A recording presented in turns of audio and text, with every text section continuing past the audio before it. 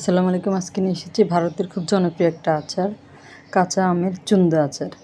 এই জন্য আমি 1 কেজি 200 গ্রাম আম ভালো মতো ধুয়ে চামড়া ছিলে গ্রেটারের বড় ফাঁক দিয়ে গ্রেট করে নিয়েছি। আমার এখানে কাঁচা কিছু আদা পাকা মিলানো আম আছে। তারপরে আমি আমগুলোর সাথে 1 কাপ চিনি দিয়ে ভালো মতো চিনিটা আমের সাথে মেখে রেখে দেব প্রায় 1.5 ঘন্টা, যাতে চিনিটা গলে পানি বের হয়ে যায়। আপনাদের কাছে একটা অনুরোধ, আমার রান্নার ভিডিওগুলো যদি আপনাদের ভালো লাগে তাহলে আমার চ্যানেলটা প্লিজ সাবস্ক্রাইব করবেন। আর যদি ফেসবুক থেকে দেখে থাকেন তাহলে পেজে ফলো দিয়ে রাখবেন। তারপরে 1.5 ঘন্টা পরে আমি চিনি গলে যাওয়ার পরে আমগুলো একটা প্যানে ঢেলে দিয়েছি, দিয়ে চুলাটা ধরিয়ে দিয়েছি।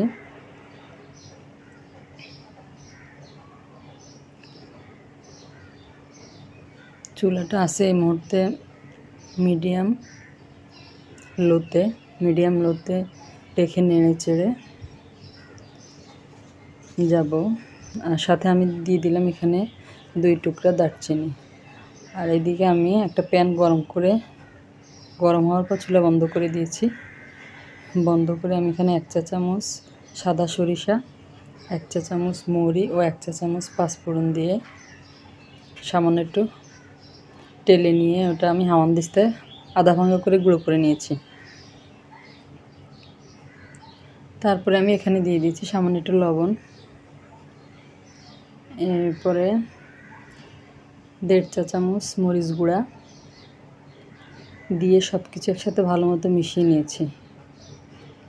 এই আচারটা হতে বেশি সময় লাগে না, 20 মিনিট 25 মিনিটের মধ্যে হয়ে যায়। তারপরে যে মশলাটা আমি গুঁড়ো করে রেখেছিলাম আধা ভাঙা করে, ওটা দিয়ে দিলাম। দিয়ে নেড়ে চেড়ে সব কিছু একসাথে ভালো মতো মিশিয়ে নেব।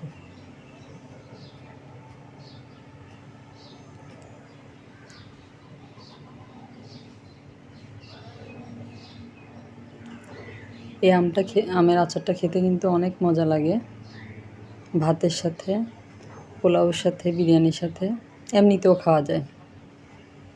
আপনারা বাসায় বানিয়ে দেখবেন। এভাবে নেড়ে চেড়ে সব কিছু একসাথে ভালো মতো মিশিয়ে নিয়েছি। তারপরে যখন এরকম ঘন হয়ে যাবে তখনই বুঝবেন যে আচারটা হয়ে গিয়েছে। এই যে আপনাদেরকে আমি বাটিতে নিয়ে দেখাচ্ছি।